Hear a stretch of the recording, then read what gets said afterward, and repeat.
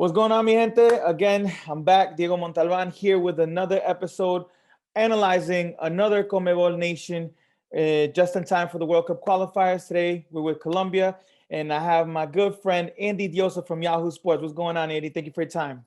Let's get parceros. Happy to be here, man. Well, I don't know how happy I am to talk about Colombia, but I'll do my best to try to make this fun and entertaining. Look, I mean, Colombia is what? They're in 7th place with 17 points. There's still a small little chance, right? There is. But let's talk about the campaign as a whole for now. How do you feel about this campaign, and how would you grade it? If I'm being honest, I have to give it an F. And I know people might think that's being harsh, but I think the most important thing for Colombia is that we've gone through 2 coaches in the same World Cup cycle. And I think that stands out as the overlying issue. You know, there's so much conversation about, Queiroz was bad in these tactics, and the same thing with Rueda. And I'm like, after a while, you also have to put some of the blame on the players, because if it's a continuous problem, then it's not just coaching. So I think from that, just starting there, it's automatically a failure. I think coming from where Colombia has trajectory-wise, at least in World Cup qualifying cycles from 2014 to 2018, you saw some progression in those years, right, with those teams, and we've taken a major step back.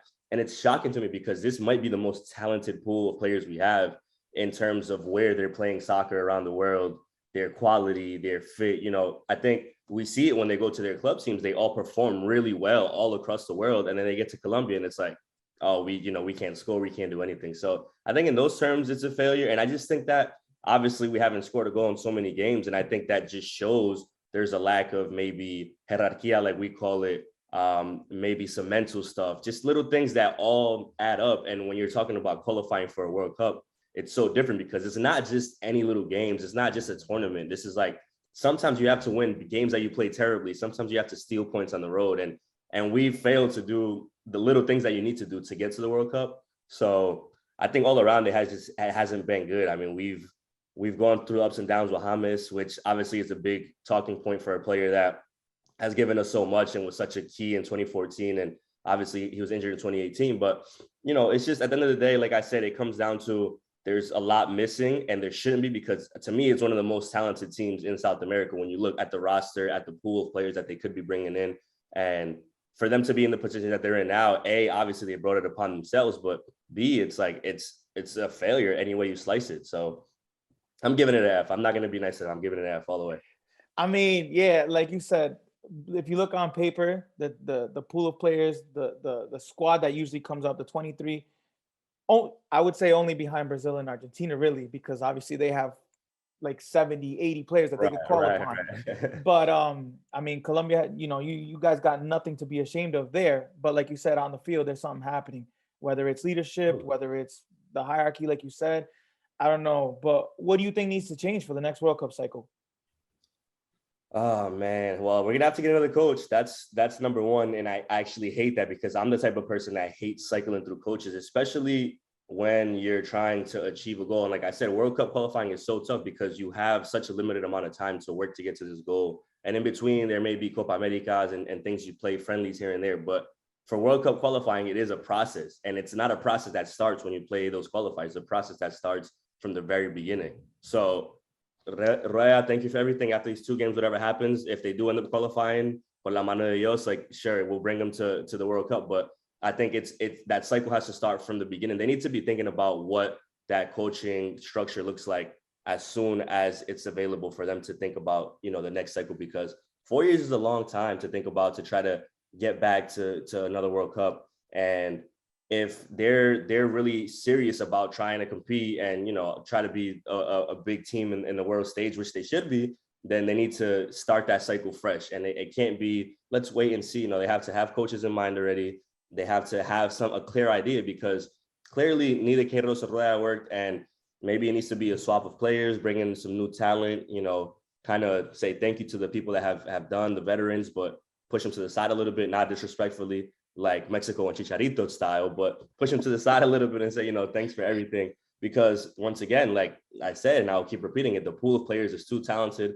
And the fact is they actually have a lot of younger players that are very talented as well. So it's not just like we have talented players that are already older and veterans. Like, we have a good mix of players. So I think that's the main thing. And whether or not it's a good thing to change coaches again, it's tough. But if you miss the World Cup, I think that's automatically a proof of something needed to change drastically. I always equate them to the U.S. Look, when the U.S. missed the World Cup in 2018, everybody was up in arms, obviously, and then they get rid of Bruce Arena, they bring in new coaches and stuff like that. And it's like, but look at the process, how it started with Greg Berhalter, and people wanted to criticize him as much as they want to and still do. But I'm like, they're 3 points away from qualifying from the World Cup. And, if we said that a few years ago, we'd be like, oh man, dang, that would have been great because they missed it with a very talented team. But once again, he bought into the player pool he had. He kind of molded them in the way he wanted to, whether people agree with it or not. But at the end of the day, the goal is to qualify for the World Cup, right? You can't think about, are they going to go far in the World Cup? Are they going to? No, you have to qualify first and then think about what happens in the World Cup. So initially, that's really what needs to change is a new coaching structure, and then hopefully go from there. So hopefully the federation is on board. But I feel like obviously conmebol, and I've said it many times, it's the hardest qualifiers to come out of. You could look at the table right now, and anyone could stay, anyone could go, to be honest, aside from Brazil and Argentina. Right. But as you mentioned, this is a process. It honestly is a process, and I think Colombia is going through those growing pains, if you will, right? Peru went through them, Ecuador went through them, Uruguay with Maestro Tavares, who was there 19 years. Like, you go through that. For you, in this qualifying campaign, obviously Colombia 7th place, not a good look. What was a key moment that made Colombia kind of go down? The key moment was that fixture when we lost to Uruguay 3-0, and then we lost to Ecuador 6-1, which was, I believe, Queiroz's last game. And it was just, not to discount or discredit what Uruguay and Ecuador could do, because obviously they're both really good teams, and the table shows that. But at that time, Ecuador was not the Ecuador that we know right now, respectfully. And Uruguay is always a tough game. But I think the 3-0 to Uruguay wasn't as shocking because we've had our battles with Uruguay, and we've lost games against them. And like I said, very talented team. But to turn around and bounce back and take a 6-1 to Ecuador, it was like, all right, this is, I think that was the first moment where there should have been, if there wasn't, there should have been very serious concern about what is going on with this team. And I believe after that is when all of the locker room stuff came out and all those reports, and James had to put a statement out. And I think that moment just kind of was the epitome of what was going on, whether it was teammates not messing with each other, whether it was coaching not being well, whether it was us not being able to score, which is crazy because I think the one good thing about Colombia in these qualifiers is that defensively they've been all right, but they gave up 9 goals in 2 games. And it's like, that's, obviously the biggest red flag there. So I think that moment was like, all right. And that's when they switched directions and brought Rueda in, which initially I thought was a good idea to bring in a coach that obviously is familiar with these players, that's familiar with the program, that has been in the program before, but it didn't get much better. And I tell people all the time, we were so jaded by the fact that they weren't giving up goals, which is why I say defensively they stepped up, and that's great because that's obviously a big part of being successful. But if you're not scoring either, then that doesn't really matter at the end of the day when you're just 0-0 every game. And for the first few games, sure, whatever, those points help. But when you're dropping points at home, when you're drawing games that you should be winning, that stuff all comes back to bite you. And if we look at it right now, if we would have just won maybe one game, we would probably be in a lot better position and more comfortable than we are now. So that was definitely the moment that really, I think, brought us to life, and we were like, yo, this might not be as given as we thought it would be. Not that we did think it was going to be, because like you said, it's not easy to qualify in conmebol, but once again, when you look at these rosters, Colombia should be up there behind Brazil and Argentina without a doubt. So that was it for me. Is there a game, and I think I know what you're gonna say, but is there a game that you think that you go back to and say we should have won that game? Yes, you know what I'm gonna say. Of course, you know what I'm gonna say. That Peru game, obviously you were there, I was there. It was a great time, I guess, energy-wise, to be in the stadium. But it was one of those games that we're back in Barranquilla, right? And that's when you're supposed to show, like, you're having this home field advantage, whatever that may be. We still don't know what it is, but you have this home field advantage. You're supposed to be, the dominant team, which they were throughout most of the game. And they were really in it from the beginning. And I said, this is probably the most eager I've seen Colombia in a long time, trying to score early. Falcao was in it. James was in it. All these players were really pushing forward. And it wasn't going to be easy, obviously, scoring on El Pulpo, but it was at least putting balls in that direction to try to get an early goal. And they really did that. But it's one of those games that not only should have been a win, even if it would have been a draw, I think it would have kind of calmed things a little, not calmed things because we didn't score. So that was the end of the day, the big thing. But 1 point that game for both sides would have still kept us with a lot more hope, I guess, going forward.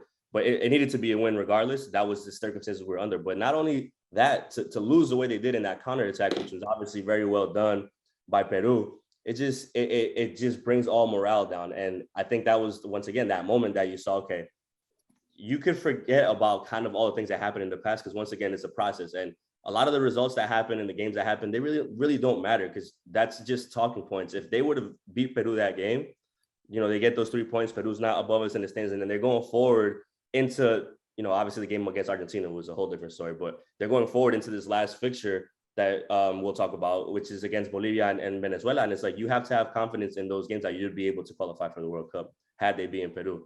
Everything was there, the table was set for them. And you know what they say, if you can't win games at home, then that's ultimately going to be your downfall. So that was the one that it needed to be a win, and it wasn't. And it's because you were there, that's why. I was the bad luck for Colombia, or the good luck for Peru, whichever way you want to see it. I'll take it as I was the good luck for Peru, by all means.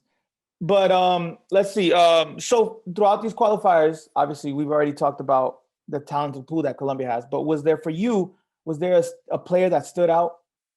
I think I have two. And I think one is obvious because of where he is now, and I'll go with Luis Diaz. He's just such a talented player, and people that have been watching Luis Diaz for a while, when he started playing in junior in Barranquilla in the Colombian league, know that he was going to be serious, and he was a menace in Colombia. He was discovered by El Pibe. Not a lot of people know that, but El Pibe was kind of the one that brought him out of, you know, the ranks where he was playing La Guajira, and was like, yo, we need this kid to be it. And you could tell the way he plays, it's very free, it's very risky, but it's so classy. He's fun to watch. He's quick on the ball. And that Copa America was really kind of his moment that people were like, oh my God, this guy is great. Not that people didn't know that, and he was killing it in Porto too. Like, that's the other thing people don't realize. Maybe people don't follow the Portuguese league too much, but he was playing really well. So for him to progress and be able to get to the Liverpool stage is amazing. Where he started really well as well in EPL. But I think just his prototype is so great and so solid for a team, once again, that should be very talented offensively with the players that they have. So he's been a star. And I know there's obviously games, especially that game against Peru, that he didn't really shine. But those players of those calibers, they're gonna get different matchups. They're gonna get different looks. Not every day they're gonna shine, but throughout the process, he's been amazing. I think I have to mention Wilmar Barrios, because without him, I think we'd be in a very, very bad place. I mean, he, for the past, let's say 4 years, just for the sake of putting a number on it, has been incredible defensive mid. I mean, he will battle, he'll fight. I mean, when he plays against Argentina, he's on Messi, like, he doesn't let him breathe. He's crazy when he gets obviously up for those big games. And it's unfortunate that the Peru counterattack started with him slipping, but he's one of those players that is just so aggressive, so talented, and he's nonstop. And his trajectory has been kind of the same, where he started and people didn't really know too much about him, but man, he's been a hell of a player. Like I said, without him, we would be in a pretty bad spot. He kind of keeps it going there. And he's just one of those players that it's a pleasure to watch, a pleasure to have on your team, because a defensive mid that has that energy, that has those qualities is incredible. So I'm a big fan of Wilmar Barrios for what he brings to the table. I mean, those are two solid players, to be honest with you. Like you mentioned, Luis Diaz now is, I think, on a bigger scale because of where he's at. You know, the Premier League is watched almost everywhere in the world. Liverpool, one of the best clubs. So now let's talk about the next two matches at the end of March. Colombia has Bolivia in Colombia and Venezuela in Venezuela. Like you said, with all due respect to them, I think those are the most, doable situation, right? Where you guys could get 6 points. But the big question I have is 7 games without a goal. Where is that coming from?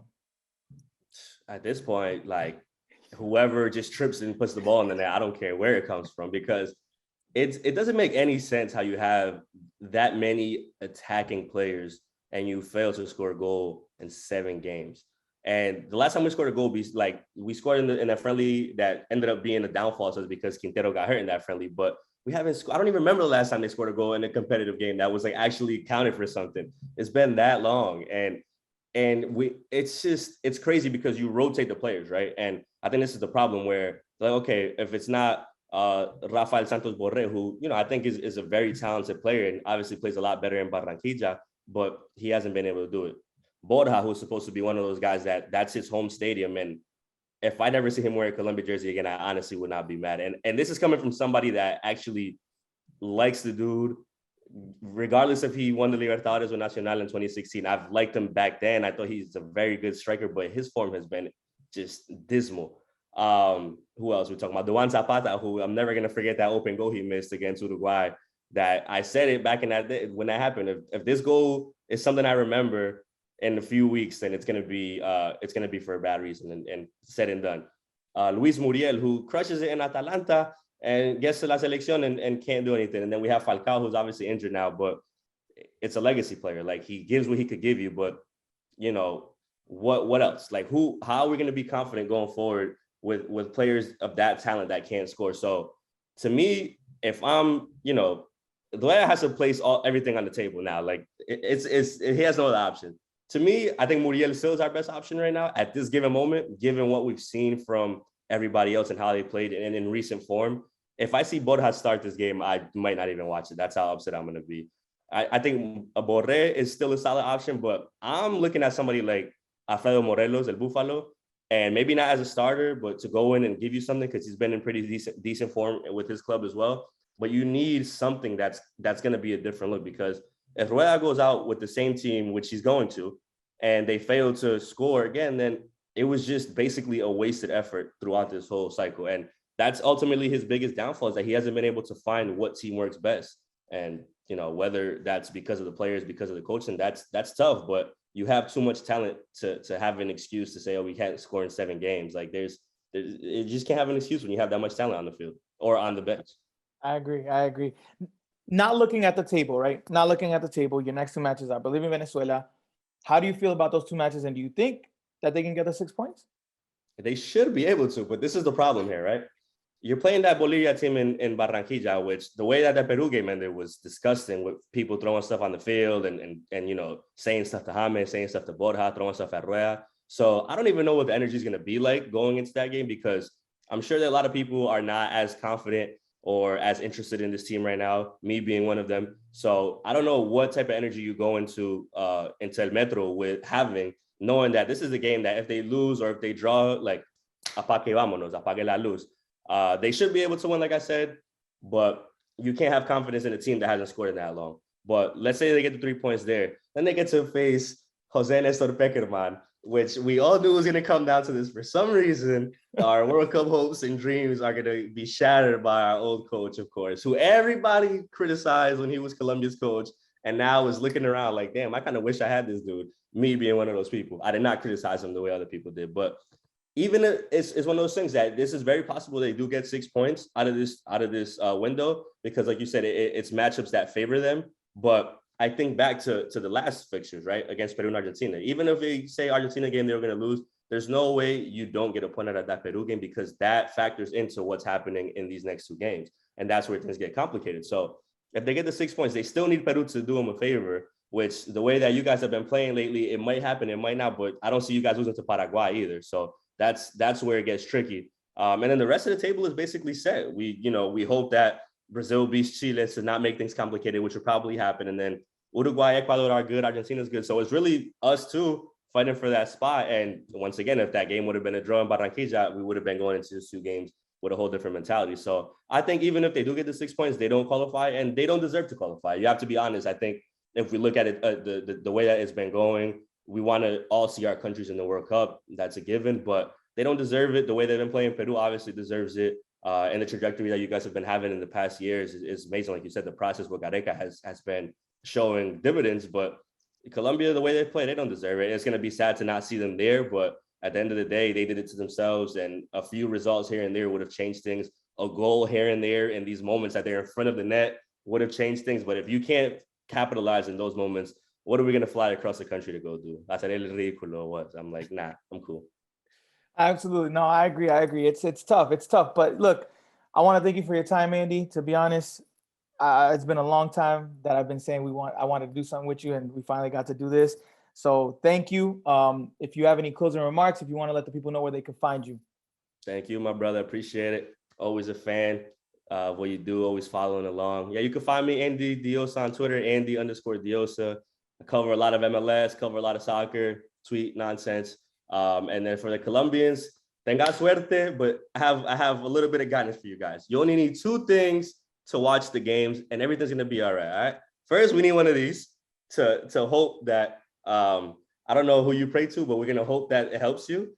And if all fails, we have aguardiente to bring us through in our tough moments and our good moments.